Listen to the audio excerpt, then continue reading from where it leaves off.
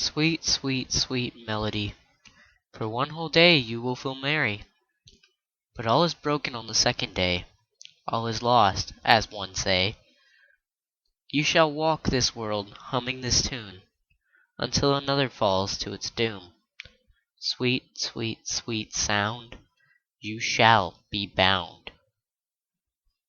As a young boy named Ken walks down his street towards his home, he notices a man wearing a trench coat and top hat humming a sound. It was such a sweet sound. He smiled and gazed into the man's face, but he couldn't quite see it properly. Anyhow, Ken hummed the same tune as the man passed him by. He reached home and enjoyed the rest of his day. And as he slept in his bed, he hummed that same tune he heard earlier. It was such a sweet sound. The next day, he woke up and prepared for school. In his head, he still had that catchy hum he had heard the day before. He went down to the stairs and to the dining table. He ate his breakfast and went out to the bus stop. As he waited for the bus, he hummed the sweet melody.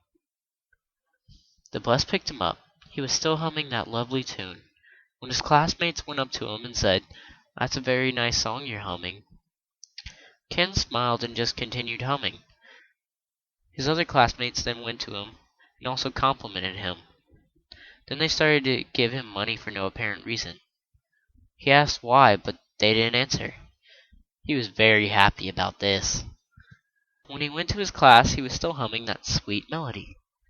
His teacher was giving a lecture, but when she had heard the sound of Ken's humming, she decided that there would be no lecture and said that everybody would have a bonus points. Ken was very, very happy. At the end of the day, he walked home, but as he walked, he hummed that wonderful tune. Then the girl of his dreams, upon hearing the sound, went to Ken and asked if she could walk with them.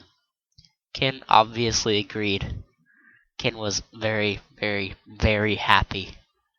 And so, as he came home from school, he laid in his bed in awe. He had such a good day, and all because of that extraordinary hum. The next day came, and he prepared for school and waited for the bus. When he was on the bus, he hummed his new tune.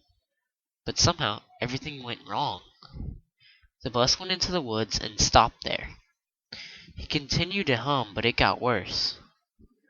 The people around him started saying random words. Then they attacked each other. They clawed and bit each other.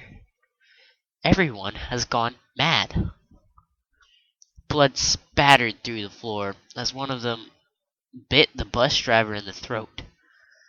The bus driver tried to scream, but the boy plunged his hand into the driver's mouth until the hand was completely submerged. Then he started pulling on the jaw. It was a sight of pure horror. Ken jumped out the window, hoping to avoid the chaos. He thought to himself, why did this happen? I'll hum the tune again, and everything will be better. He did so, and then the girl he liked came out of the bus with blood dripping down her sleeve. She looked at him with a blank face. Then after a while, she ran toward Ken with a face of terror and anger. Ken ran for his life at the sight. He ran deep into the woods without looking back. He heard the screaming of the girl behind him, but as he ran, the screams faded away. He stopped, looking back, and took a gasp of air. He wondered why this was happening to him. Then, the man in the trench coat appeared in front of him. Ken was consumed with anger and shouted at the man, "It's your fault this is happening."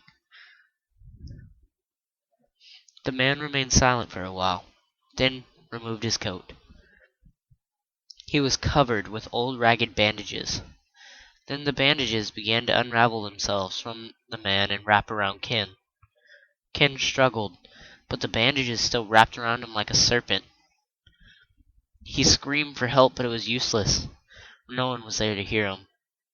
It wrapped around him from his head to toe. Then, when the bandages had completely wrapped Ken's body, the man said, You shall walk this world while humming the cursed tune until another shall take this tune."